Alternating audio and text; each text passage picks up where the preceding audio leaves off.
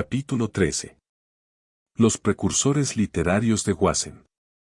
Una versión resumida de este ensayo apareció por primera vez en The Divine Mushroom Seeker, una colección de escritos de distintos autores presentada como tributo a la memoria de Gordon Wasson, compilada por Tom Riddlener, publicada por Dioscorides Press, 1990.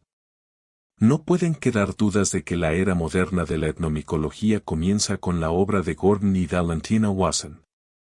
El fallecido señor Wasson es el Abraham del Renacimiento en la civilización occidental de la percepción de la presencia del hongo que otorga poderes chamánicos. Sin embargo, como ocurre con todos los pensadores innovadores, los Wasson tuvieron sus precursores. Antes de los Wasson estuvieron aquellos que tropezaron accidentalmente con el potencial visionario de los hongos. Sus experiencias, sus descubrimientos, no llegaron a ser causa pública ni disciplina académica. Muchos simplemente decidieron mantener en secreto lo que descubrían, una respuesta lógica en vista de los prejuicios de larga data que tiene la sociedad occidental contra estos hongos, prejuicios que se vieron fortalecidos por alarmantes informes sobre intoxicación con hongos, que jamás reconocieron nada saludable sobre esa experiencia. Un buen ejemplo, que figura en Science, del 18 de septiembre de 1914, es el que da a E. Merrill de la Universidad de Yale. Merrill describió los efectos alucinógenos de una ingestión accidental de Panaeolus papilionaceus en el condado de Oxford, Maine. Aunque la identificación del hongo pueda no haber sido correcta, es muy probable que los efectos descritos se debieran a la psilocibina. Robert Graves ofreció un resumen del incidente en su libro Comida para los centauros. El señor W. juntó alrededor de 350 gramos de hongos Panaeolus papilionaceus y los fritó en manteca para comerlos junto con su sobrina.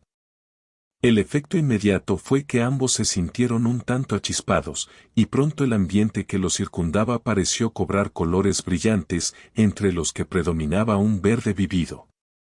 Luego ambos sintieron un impulso irresistible de correr y saltar, lo que hicieron con gran hilaridad, riendo casi hasta el punto de la histeria por los comentarios ingeniosos que intercambiaban. Cuando salieron de la casa para dar un paseo, perdieron toda noción del tiempo, un periodo prolongado parecía corto y viceversa, lo mismo con las distancias. Los diseños del empapelado de las paredes parecían arrastrarse y trepar por todas partes, aunque al principio tenían solo 2 dimensiones, luego comenzaron a avanzar hacia él desde las paredes con movimientos extraños.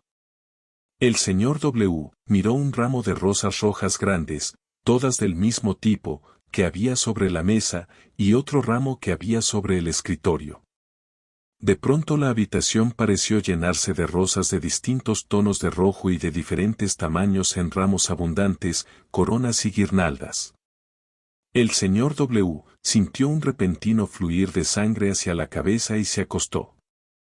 Luego se sucedió una ilusión de innumerables rostros repulsivos de todo tipo que se extendían en multitudes abarcando distancias infinitas, todos los cuales le hacían muecas horribles a gran velocidad y tenían el color de fuegos artificiales, rojos, púrpuras, verdes y amarillos intensos. 1960, pp 277 a 78. Sería realmente difícil que un voluntario utilizara hongos alucinógenos para defender abiertamente la bondad de tales efectos, incluso en el caso de una inspiración artística. En cambio, la tendencia fue que el hongo Kangeshenti se mantuviera en silencio. Sin embargo, algunos, según parece, descubrieron el modo de publicitar sin riesgo su familiaridad personal con los hongos psicoactivos. Hoy nos resulta de gran utilidad, en el campo intelectual más extenso que la etnomicología ha creado para sí misma, examinar a estos bravos futuristas del pasado que anticiparon lo que Gordon Wasson hizo explícito. La presencia de un poder espiritual estimulador residente en el hongo visionario, residente en la psilocibina. Los Wasson reconocieron a algunos de estos, precursores literarios, en hongos, Rusia e historia.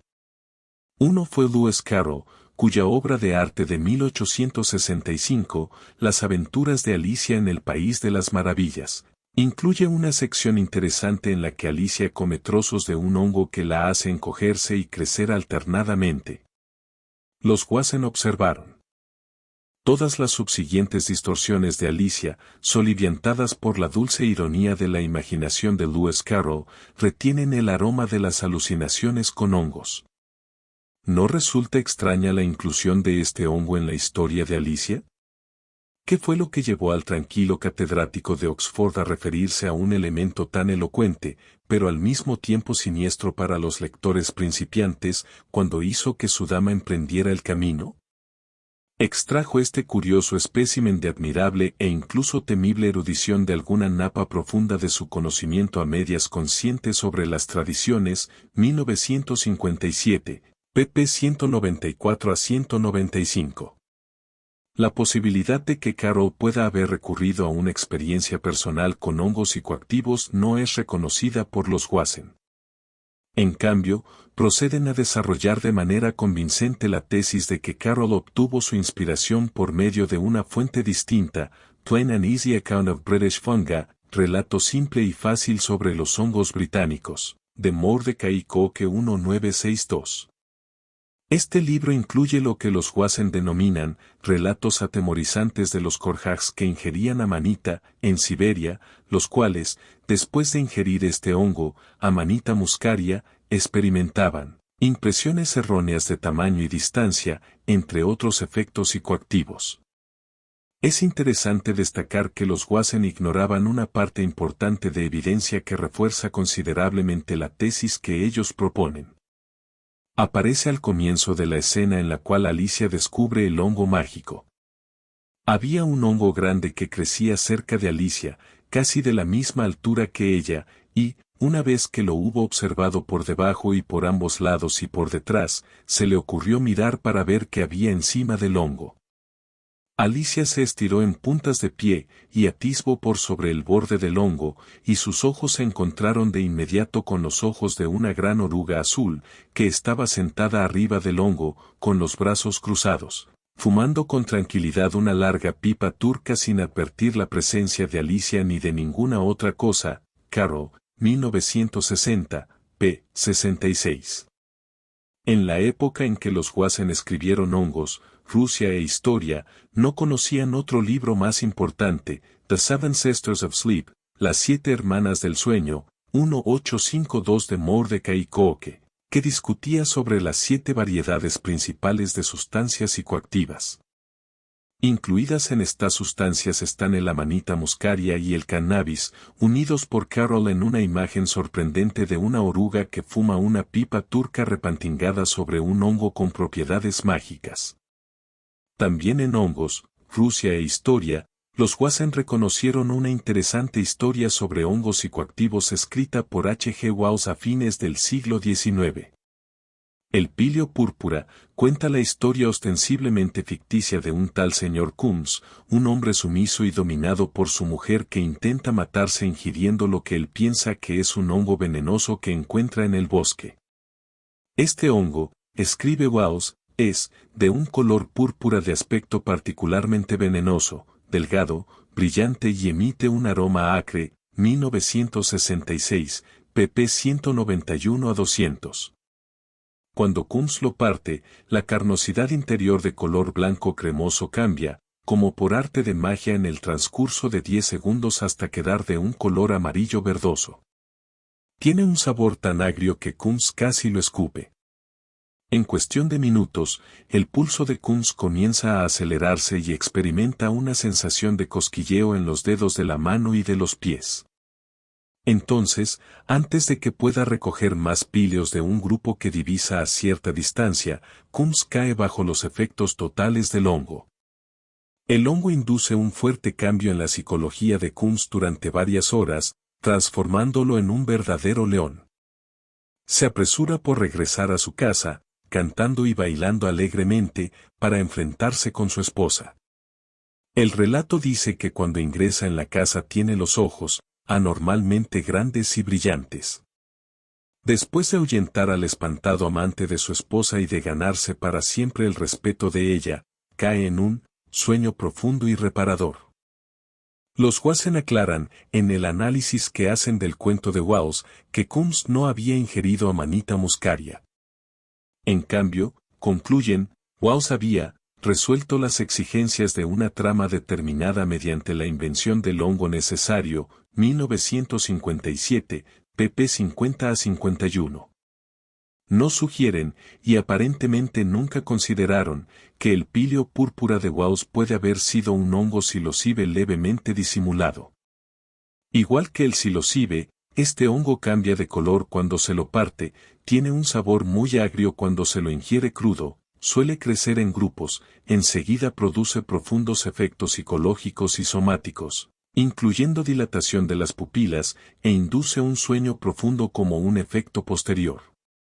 También vale la pena notar que Wasson, más adelante, en 1978, concedió gran importancia al color púrpura de un hongo psicoactivo en The Road to Eleusis, Unveiling the Secret of the Mysteries, El camino hacia Eleusis, revelación del secreto de los misterios, donde él y los coautores Albert Hoffman y Carla Perrac sostuvieron convincentemente que la tinta sacramental bebida en Eleusis contenía el hongo psicoactivo Claviceps purpurea. Según ellos, el color púrpura de las vestimentas de los sacerdotes que presidían los misterios era idéntico, y por lo tanto emblemático, a este hongo, que crece en toda Europa. Es posible que Wallace conociera personalmente los efectos del psilocibe, Claviceps, o de alguna otra especie de hongo alucinógeno. Algunos otros personajes de sus cuentos parecen expresarse con una percepción que bien puede haber derivado de tal experiencia. En La historia de Plattner, por ejemplo, el personaje del título se encuentra transportado a un otro mundo, espectral y alucinatorio que tiene un sol verde, donde los lados izquierdo y derecho del cuerpo quedan transpuestos. La iluminación verde es coherente con la experiencia antes citada de Graves sobre el Sr. W., que relató que, el ambiente que lo circundaba pareció cobrar colores brillantes, entre los que predominaba un verde vívido, cuando comió lo que se dijo que eran hongos Panaeolus papilionaceus. La transposición del cuerpo de Plattner evoca una de las aventuras de Alicia, a través del espejo, dado que los espejos producen una transposición similar. Las teorías modernas dicen que los alucinógenos cambian el énfasis de la reflexión cerebral de izquierda a derecha. Es también interesante notar que este otro mundo coexiste con el nuestro y podemos acceder a él cuando nuestras percepciones se intensifican. Parece bastante posible, escribió Wallace, que las personas que tienen una vista extraordinariamente aguzada puedan vislumbrar ocasionalmente este curioso otro mundo que nos rodea, 1966, pp 141-157.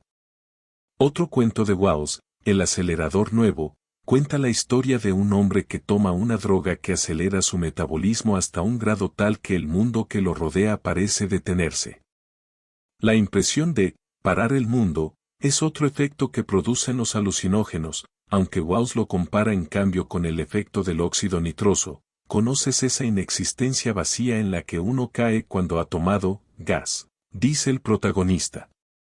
Durante un intervalo indefinido fue lo que me sucedió, pp 165 a 176. La posibilidad de que Wallace experimentara con sustancias psicoactivas es, por lo tanto, válida. Un caso más contundente todavía es el de John Yore Loel, contemporáneo de Wallace, que casi con seguridad conoció personalmente la psicoactividad de los hongos con contenido de psilocibina. La primera fecha de publicación de su criptodiscurso sobre la psilocibina, Etidorpa, es 1895, casi 60 años antes del primer viaje que hicieron los Wasson a Huatla. Existe una gran evidencia, tanto circunstancial como prima facie, de que Lloyd experimentó la intoxicación con psilocibina. Lloyd era un personaje de fin de siglo, un químico farmacéutico reconocido y hombre apasionado por la literatura y la especulación sobre el ocultismo. Según Neil Wilges, autor de la introducción a las 2 ediciones posteriores de Etidorpa, 1976-1978, Lloyd había nacido en West Bloomfield, Nueva York, el 19 de abril de 1849. Era el hijo mayor de un ingeniero civil y de una descendiente del gobernador John Webster de Massachusetts. Su familia se mudó a Kentucky y luego a Cincinnati. Fue allí, a los 15 años de edad, que John Uri Lloyd se inició en los conocimientos del comercio de drogas. Llegó a ser el gerente de laboratorio de una firma y luego pasó a ser socio de la compañía. Lloyd y sus hermanos publicaban un diario quincenal, Drugs and Medicine of North America, Drogas y Medicamentos de América del Norte. Luego participaría en la fundación de la Biblioteca Lloyd de Botánica y Farmacia. Hasta hoy, en el campo de la fitoquímica, la preeminencia del diario Lloydia es testamento de la pasión de los hermanos Lloyd por la farmacología y la farmacognosia. Cierta fuente describe al hermano de John Uri, Coddes Gates Lloyd, como uno de los botanistas en hongos más importantes de la época. C.G. Lloyd hizo recolecciones extensivas de hongos en los estados del Golfo y del Sur. Pueden caber pocas dudas de que si una especie de hongo tal como el Stroparia cubensis estaba presente en esos lugares incluso en una fracción de la frecuencia con que crecen hoy en día, Curtis Gates Lloyd la habría recolectado y la habría estudiado. Las colecciones de especímenes recolectados por Lloyd depositados en el Instituto Smithsoniano llegan a varios miles. Tal vez si se examinaran esas colecciones se pudieran encontrar especímenes de hongos psicoactivos y notas al respecto. En cualquier caso, resulta claro que la excéntrica novela de ultratumba de John Uri Lloyd, Etidorpa, fue para él una especie de laberinto en cuyo centro quiso colocar la apoteosis que él mismo había experimentado personalmente en sus propias peregrinaciones hacia el reino de los hongos gigantes. Durante 41 páginas, desde la página 235 hasta la página 276 en la edición de 1895, impresa por el propio autor, Lloyd de Lira, nos brinda no solo los detalles de su encuentro con la anagramática diosa madre Tidorpa, Aphrodite, Afrodita, al revés, sino también una teoría del tiempo que ostenta la huella inconfundible de la Philosophe del hongo. Al final de 7 capítulos dedicados a la clásica iniciación psicopómpica vía hongos visionarios, Lloyd pone una nota al pie que revela su secreto. Si, en el curso de la experimentación, el químico tropezara con un compuesto que solo en ciertos trazos sometiera su mente y dominara su lapicera para registrar ideas aparentemente tan extravagantes como las que ocurren en las alucinaciones aquí descritas, o para armar oraciones de palabras desconocidas bajo condiciones normales y ajenas a su habilidad natural, y sin embargo él no supiera hasta dónde puede llegar una droga tal, no sería su responsabilidad ocultar a otros este descubrimiento. Negarle a la humanidad la existencia de un fruto tan nocivo del arte del químico o del farmacéutico. Beber 1 o 2 sorbos de un líquido tan potente y luego escribir frases que cuenten la historia de su poder, no puede resultar perjudicial para un individuo precavido, pero la humanidad en conjunto no tendrá que poseer jamás una esencia tan penetrante. Bastará dar a conocer un intoxicante de esta naturaleza para que comience a fermentar en la sangre de la humanidad, y tal vez se transmita de alma en alma, hasta que, antes de que el mundo esté alertado sobre sus posibles resultados, la potencia cada vez mayor tomará un ímpetu tal que podrá destruir, o envilecer, nuestra civilización, e incluso podrá exterminar la especie humana. 1895, p. 276. ¿Y cuáles son las ideas y alucinaciones extravagantes de las que John Uri Lloyd quiere hablar? Al final del capítulo 23, se le pide al héroe de Etidorpa que beba el jugo de un hongo peculiar. El guía de nuestro héroe no se anda con rodeos, dijo una sola palabra, bebe, y yo hice lo que se me pedía. Los 3 capítulos siguientes son un monólogo virtual sobre los métodos de intoxicación conocidos por la humanidad del mundo entero y de toda la historia. Se representa gráficamente el horror de ebriedad y la afición a las drogas, que llega a un clímax en el capítulo 39, entre borrachos. Si estos capítulos son la infernal experiencia obligatoria de una narración del siglo XIX, entonces el capítulo 40 es la apoteosis paradisiaca. Es también el clímax del libro y contiene el incidente en el cual el héroe se confronta con Etidorpa. En efecto, en este capítulo se vuelca la estela de su retrato. La aparición de Etidorpa y su corte hacen estallar una cascada de florida y psicodélica prosa victoriana. ¿Puede algún hombre que posea los datos de mis experiencias pasadas haber predicho una escena tal? Nunca antes había aparecido la forma de una mujer, nunca antes había recibido la insinuación de que el bello sexo habitaba estos cuartos silenciosos. Ahora, de las figuras grotescas y de los gritos horribles de los anteriores ocupantes de esta misma caverna, la escena cambió para convertirse en una concepción de la belleza y de lo artístico, así como tal vez un espíritu poético evolucione y se transforme en un sueño extravagante de una tierra celestial de hadas. Miré hacia arriba, el inmenso aposento estaba cubierto de colores brillantes, las rocas brutas habían desaparecido, el domo de aquel arco vasto, que llegaba a una altura inconmensurable, estaba decorado con todos los colores del arco iris. Banderas y gallardetes se agitaban con las brisas que también movían las vestiduras de la comitiva angélica que me rodeaba, pero que yo no lograba percibir. La banda de espíritus o figuras de hadas llegaron hasta las rocas a mis pies, pero yo no supe cuánto tiempo les llevó hacerlo, puede haber sido un segundo, y puede haber sido una eternidad. Tampoco me importaba. Un único momento de existencia como el que experimenté, parecía valer siglos de cualquier otro placer. 1895, p. 253.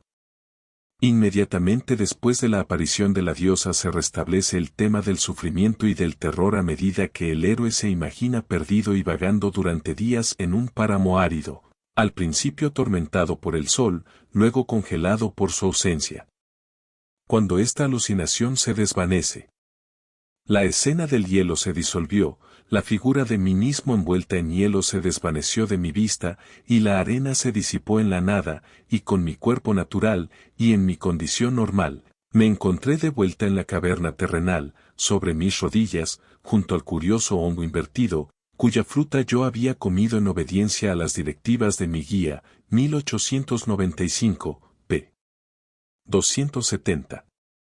Al comienzo del capítulo 42, el héroe discute con su guía en relación con la naturaleza de lo que acaba de experimentar. Primero habla el psicopompo. ¿Has ingerido el hongo narcótico? ¿Estuviste intoxicado? No, le respondí. He atravesado tus cavernas malditas y he llegado hasta el infierno que está más allá. En la travesía fui consumido por la maldición eterna, experimenté un paraíso de delicias y también una eternidad de miseria. Por el contrario, el tiempo que ha transcurrido desde que bebiste el contenido líquido de ese fruto del hongo ha sido solo el que te permitió caer de rodillas. Ingeriste el licor cuando te di la cáscara que sirve de recipiente, caíste de rodillas e instantáneamente despertaste. Observa, dijo, para corroborar mi afirmación, que la cáscara del fruto del hongo a tus pies todavía derrama el líquido que no bebiste. El tiempo ha sido aniquilado. Bajo la influencia de este potente narcointoxicante alimentado en la tierra, tu sueño comenzó en las entrañas de la eternidad, tú no ingresaste a la eternidad. 1895, pp 272 a 273. Estos pasajes son más que suficientes para convencer al lector receptivo que John Yorre Loel, sabio, farmacólogo, ocultista y escritor del siglo XIX, había descubierto las propiedades expansivas de la conciencia de los hongos con psilocibina, que los experimentó y que luego decidió suprimir su descubrimiento. Dada la obvia ambigüedad de Lloyd hacia el estado visionario, manifiesta en sus diatribas contra la intoxicación y su amor por el juego de palabras, manifiesto en el hecho de haber invertido las letras del nombre de Aphrodite para crear el título de su obra maestra. Me veo animado a presentar una evidencia que argumenta que Lloyd tenía en mente una especie particular de hongo, una especie que debe haber sido muy conocida para su hermano Curtis, el botanista. La página 116 de la edición de 1895 del autor es una magnífica ilustración a toda página del héroe y su guía abriéndose paso por un bosque de hongos enormes. La leyenda dice, estuve en un bosque de hongos colosales. Mientras examinaba esta ilustración y pensaba en la inversión de letras utilizada para formar el título del libro, se me ocurrió que tal vez la clave para la identidad del intoxicante que Joyce se preocupaba tanto por suprimir pudiera estar escondida en forma de anagrama en las leyendas de las ilustraciones a toda página. Si así fuera, me sorprendió el pensamiento espontáneo, entonces la siguiente ilustración a toda página quizás incluya una leyenda que pueda ser manipulada para obtener el nombre de la fuente secreta del intoxicante. Esa ilustración, página siguiente, vuelve a mostrar al héroe y a su guía, esta vez examinando el frente de un barranco rocoso de un mineral cristalino.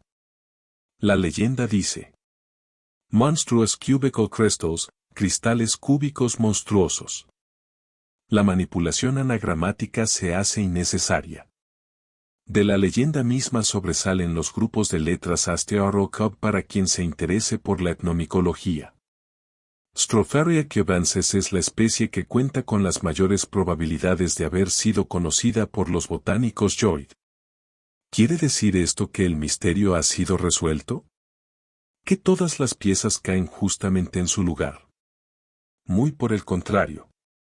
La especie Stropharia cubensis no fue denominada hasta que el botanista Earle la descubrió en Cuba en 1906. 9 años después de la primera publicación de Etidorpa. ¿Estamos frente a un ejemplo de visión profética, o frente a una coincidencia exorbitantemente improbable? ¿O es que una investigación probaría que los hermanos Joyce conocían el trabajo de Earle, sabían incluso el nombre que éste propondría para una nueva especie de hongo que floreciera en las praderas de América del Sur y las islas caribeñas? Es la clase de misterio que obsesiona a los investigadores del campo de la micología, la clase de misterio que Gordon Wasson adoraba. El interés de Wasson por Joyce es un hecho probado, aunque Wasson, hasta donde sé, jamás escribió sobre él en sus libros. Hay un archivo en la colección etnomicológica de Valentina y Gordon Wasson en el Museo Botánico de Harvard en el cual Wasson guardó recortes de diarios, cartas, notas y otra información para una segunda edición de Hongos, Rusia e Historia que nunca se materializó. En este archivo hay una carta de un señor Bernard Lance fechada el 16 de mayo de 1957 que le recomienda a Wasson que lea Etidorpa. En el archivo también hay una copia de la respuesta de Wasson, fechada el 4 de junio de 1957. En parte dice, trataré de encargarme de hacerlo, cuando tenga tiempo. Ionio Reloir, un nombre muy conocido. Años después, en los comentarios previos para el catálogo de una librería, Wasson 1979 escribió lo siguiente.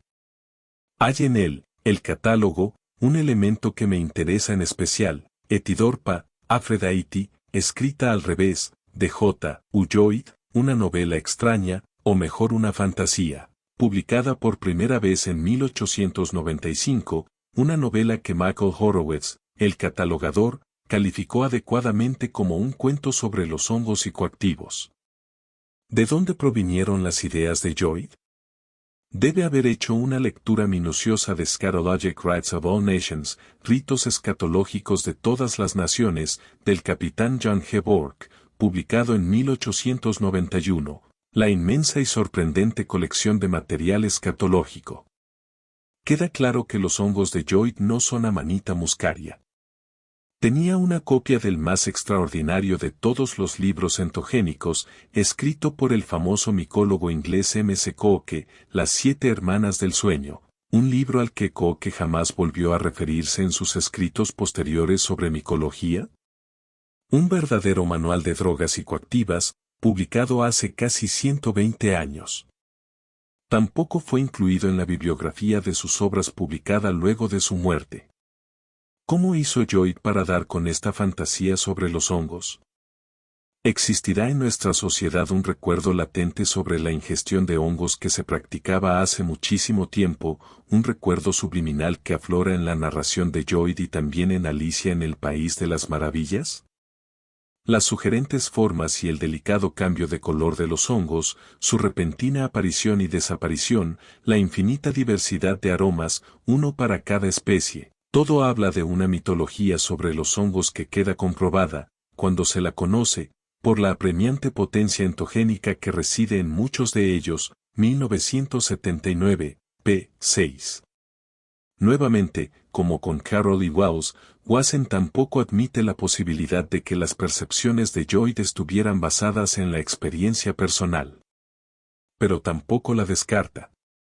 Entonces, el tema queda todavía a ser resuelto por una nueva generación de etnomicólogos o de arqueólogos literarios. Finalmente, pasamos a una obra del siglo XX omitida por Wasson. En la edición de mayo de 1915 del Irish Ecclesiastical Record aparece un artículo escrito por un tal A. Newman, titulado Señor entre los hongos. Este artículo pretende ser la evocación no novelada de una persona conocida del autor. Señor entre los hongos fue reimpreso en 1917, como un artículo más entre varios, en un libro titulado Unknown Immortals, en The Northern City of Success, Inmortales Desconocidos, en la ciudad nórdica del éxito, escrito por un tal Herbert Moore Pym, aparentemente un ensayista y periodista poco conocido de la época. En el prefacio, Pym agradece a los editores del Irish Ecclesiastical Record por el permiso otorgado para la reimpresión de Señor, por lo que podemos estar seguros de que Pym es a Newman. A pesar de que los hongos descritos en Señor no son manifiestamente psicoactivos, excepto, tal vez, como fetiches, la historia es relevante para nuestra exposición por ser, 1. El registro de una persona que tiene aprecio por los hongos en escala cósmica y, 2. El primer ejemplo conocido sobre un culto moderno de consumidores de hongos. Pym dice en el prefacio: el prototipo de Señor entre los hongos está vivo y es un hombre próspero. Se trata de una persona absolutamente asombrosa, un hombre de fortuna considerable que, según creo, estuvo internado en un asilo en distintas ocasiones. Maneja un negocio importante durante el día, pero se lo puede encontrar a las 4 o 5 de la mañana irradiando unas de luz brillante y obligando a que varios hombres permanezcan en el frío de la calle contra su voluntad. El cerebro le trabaja con tal rapidez que ha elaborado un idioma propio, por medio del cual le presenta al oyente solo las ideas absolutamente esenciales. He visto a hombres calmos enfurecer de repente cuando en discusión con mi modelo simplemente perdían la cabeza. En Señor, lo presento tal cual es, excepto en lo que se refiere a la descripción física. Aparte de esto, no hay nada exagerado, y el debate entre Señor y los miembros del comité es todo lo exacta que puede ser la descripción de un debate tal. Allí verán a mi modelo y su método, 1917, p. 604. Señor entre los hongos, es un recuerdo sobre una personalidad extraordinaria, podríamos decir una personalidad obsesionada, que fuera internada en un asilo a causa de sus ideas poco comunes en relación con los hongos. En la obra, Señor afirma estar sano ante el comité de descargo del asilo donde reside. Pero antes que eso, Pym nos informa sobre la extraordinaria filosofía e historia de su modelo, como él lo llama. Fue aquí que Señor aprendió cómo persuadir al hongo para que creciera, y fue aquí que durante muchos días trabajó afanosamente sin que nadie lo viera, adecuadamente vestido de negro, con el corazón débil y el bolsillo bastante debilitado. Y en uno de aquellos primeros días frescos de actividad, incluso encontró tiempo para imprimir su teoría en otros, como una medicina que se recibe en dosis pequeñas, mientras que el que la suministra se queda con algo, aunque sea con la botella. Y así sucedió que, en muy poco tiempo, se generó una compañía respetuosa de creyentes. ¡Qué grande, en verdad!, exclamaba Señor, es el hongo. Ha reclamado el mundo entero como su hábitat, y cuando el hombre erige sus ciudades de piedra, el hongo pide que incluso en el corazón de las ciudades se le conceda un espacio donde poder expresarse en silencio. El mundo mismo estaba sujeto a consideración, ya que de inmediato clavó las garras en su propio estómago, donde Señor y sus discípulos digerían sabiduría, y exigió conocer los motivos de la apreciación estética de un producto cuyo único interés residía en su valor comercial. Huelga decir que se llevó a cabo una reunión, de conclusión previsible. ¿Y quién puede olvidar la sonrisa genial y superior que se dibujó en el rostro de los jueces? El hongo era la excepción todopoderosa. Así de simple. ¿Quién podía dudarlo? Pero para aquellos que así lo creían, el porvenir estaba asegurado. Pero entonces, exclamó Señor, ¿cómo podré avanzar en mi investigación? Le aseguraron con amabilidad que, aun cuando habitara extramuros, tendría todas las facilidades, un amplio campo de acción, y que, por sobre todo, podría tener la esperanza de recuperarse. ¿Pero con qué objetivo? Interrumpió. Para que logre usted estar en armonía con la mayoría, le explicaron. Pero la mayoría en este lugar son los hongos. El hombre, su juguete, no está en ningún lugar. Él es el que está extramuros, 1915, p. 590. Señor, un virtual prisionero, pasa sus días en el asilo contemplando la ironía de su situación y finalmente traza un plan de escape. Sus meditaciones en el asilo giran alrededor de un único tema. Con su conocimiento sobre el hongo, él era todopoderoso. Detrás del material que atestiguaba una excepción sumamente fuerte, estaba la energía mental que conducía y guiaba, dilatada y conquistada. Y en el hongo mismo había unidad sin contacto. El hongo era, en verdad, un cuerpo gigantesco arrancado y diseminado sobre la tierra. Estaba el hongo del pelo. Estaba aquel que, por su forma, probaba con claridad la existencia del cerebro. Había una forma que no dejaba dudas de que el huevo era el origen de aquello que contenía. Estaba la manifestación de aquello que genera. Y había un crecimiento que pertenecía a los animales inferiores. Había además muchas otras cosas, los ojos como estrellas, de los que el sol y la luna obtenían su luminosidad, las grandes masas de cuerpo y limbo, los dedos y las facciones, la boca que devoraba. Estaba el guerrero de cuyas heridas podía brotar sangre. Estaban aquellos que indicaban la estructura celular del cuerpo humano y en verdad de todas las cosas vivientes. Y sin embargo todo esto era incalculablemente fuerte, y todo estaba inexplicablemente unido. 1915, p. 592. Finalmente Señor efectúa un escape arriesgado, ayudado por el hongo. Luego se nos hace saber en una nota al pie. Vivió durante un tiempo bajo la protección del cuidador de un vivero, que se había convertido en un creyente tan entusiasta en la doctrina del hongo que llegó a pintar todos los vidrios de los invernaderos con un fluido negro que no permitía el paso de la luz, y se dedicó a cultivar hongos de manera reverencial. Ya habían desarrollado un culto primitivo cuando Señor fue devuelto a sus seguidores. Tengo razones para creer que él se preparaba para estimular esto y en algunos aspectos para modificarlo. Pero el mundo interfirió. Ante mí tengo un diario que registra ataques frecuentes a los invernaderos y se hacen referencias a grupos de búsqueda organizados por el asilo. No me es posible rastrear la compra de un velero por parte del cuidador del vivero y el embarque de Señor y sus seguidores en ese barco, cuya bodega contenía ladrillos de esporas de hongos. Después de eso no tengo otra evidencia confiable, 1915, p. 605. Aparte de la fecha tan cercana en que fue escrito, lo que hace tan interesante a Señor entre los hongos, es que pretende ser un relato basado en hechos reales de un grupo de personas conocedoras del poder de transformación del hongo y reunidas alrededor de un líder y de un conjunto de prácticas de culto. Resulta difícil creer que Pym pudiera otorgarle un papel filosófico tan importante a los hongos de no haber conocido la experiencia visionaria impartida por las especies con contenido de psilocibina. Tal vez Pym había leído Etidorpa.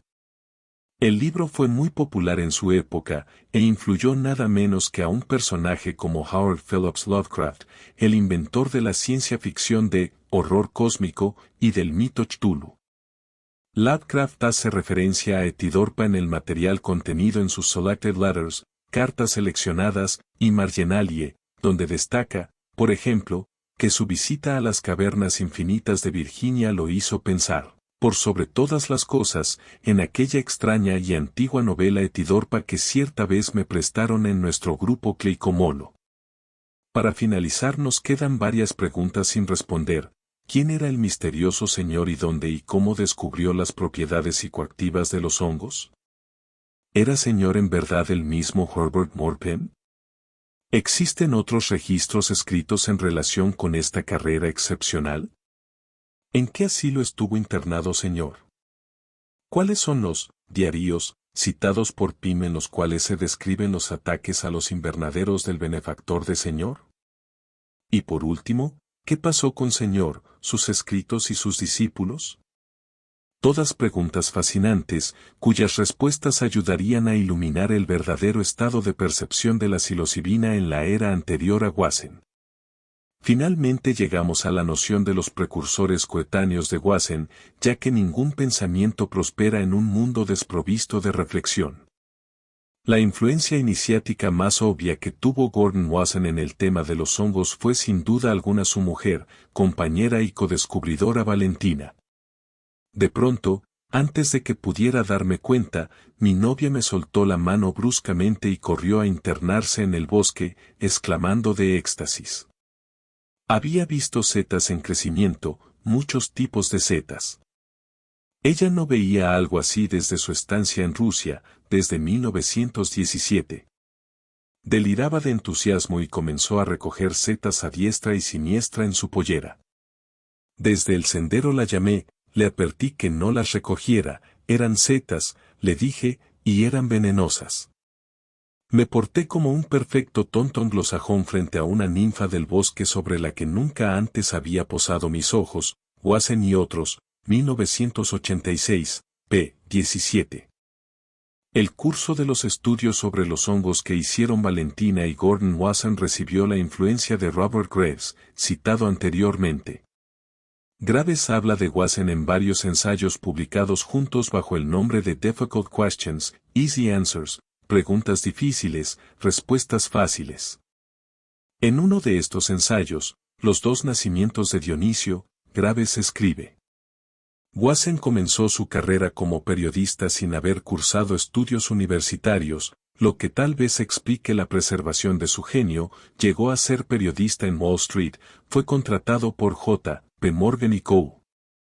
como corresponsal de prensa y pronto ascendió a vicepresidente cuando se comprobó que podía manejar el negocio de manera extraordinaria.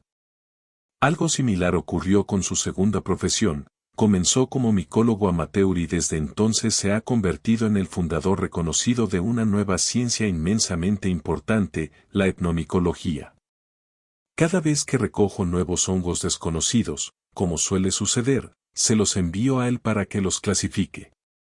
Fue una pequeña información casual que le hice llegar a comienzos de la década del 50 lo que lo impulsó a investigar los oráculos de hongos de México, 1964. pp 108-9. Las obras de Robert Graves sobre hongos, poesía y mitología merecen un público más extenso. Sus pensamientos corrían por un cauce paralelo a los de Wasson, y cada uno de ellos iluminaba al otro.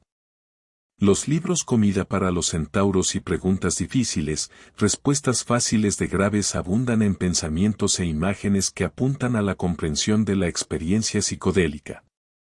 La última frase de Graves antes citada es fascinante, fue una pequeña información casual que le hice llegar a comienzos de la década del 50 lo que lo impulsó a investigar los oráculos de hongos de México.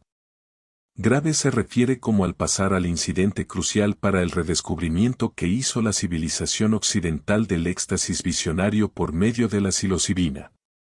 Uno no puede menos que preguntarse dónde es que Robert Graves habrá recogido esta pequeña información casual.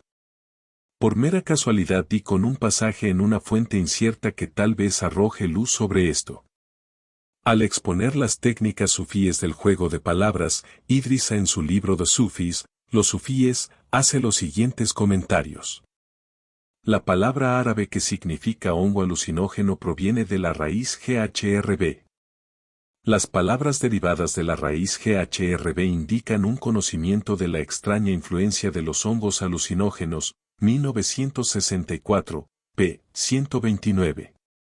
Sa prosigue con la cita del sufí estático Mast Calendar. Después de analizar el texto, Sa concluye. El uso de estas palabras, aunque no incorrecto, es tan poco corriente, porque suele haber una palabra convencional más adecuada en tal contexto, que no cabe absolutamente ninguna duda de que se pretende transmitir un mensaje en el sentido de que los alucinógenos químicos derivados de los hongos proporcionan una experiencia innegable pero espuria. 1964, p. 129. En el mundo de la etnomicología resultaría muy interesante tener noticias sobre un culto al hongo, de origen árabe o sufí, antiguo o moderno. Sa niega la posibilidad de que los sufíes consumieran hongos, pero su misma negación es el primer ejemplo en el que veo sugerir algo de esa naturaleza. En realidad, el caballero protesta en demasía. Algo en todo esto me trajo a la memoria un pasaje del ensayo de Graves titulado Los dos nacimientos de Dionisio, mencionado anteriormente, donde menciona explícitamente su propio conocimiento de estroparia. Wasson, con su mujer rusa, me había hecho saber que el estroparia, un hongo pequeño, sic, que crecía en el estiércol de las vacas, posee prácticamente las mismas propiedades. Y me he enterado a través de comentarios que este hongo ya se utilizaba con propósitos sagrados en la India, donde crecía en el estiércol de las vacas sagradas, 1964, p. 107. Yo creo que Graves se enteró sobre los hongos por medio de Idris Sa. De hecho, la introducción al libro de Sa, Los sufíes, está escrita por Robert Graves. En cierto punto Graves dice, le escribí a Idris Sa y él me contestó, 1964, p. 13. En otro lugar destaca, hablando de un emblema, Idris Sa me ha explicado este simbolismo, 1964, p. 15. Resulta que Idris Sa pertenece a la línea de los últimos descendientes varones del profeta Mohammed y que heredó los misterios secretos de los califas, sus ancestros. Es, en verdad, un gran jeque de los teriques sufíes. Este es entonces el punto donde finalizar con esta reminiscencia ilustrada, ya que hemos demostrado seriamente pero con entusiasmo que nuestros queridos Valentina y Gordon Wasson, cuando viajaron a México en busca de los hongos mágicos, tal vez estuvieran guiados por un indicio comunicado a un poeta irlandés por un bisnieto de Mohammed. De este modo los Wasson otorgaron sentido a los descubrimientos hechos por John Urey Lloyd y Herbert Moore Pym, que de lo contrario habrían resultado prematuros e incomprensibles. Y por sobre todas las cosas, de este modo los Wasson otorgaron la psilocibina al mundo moderno.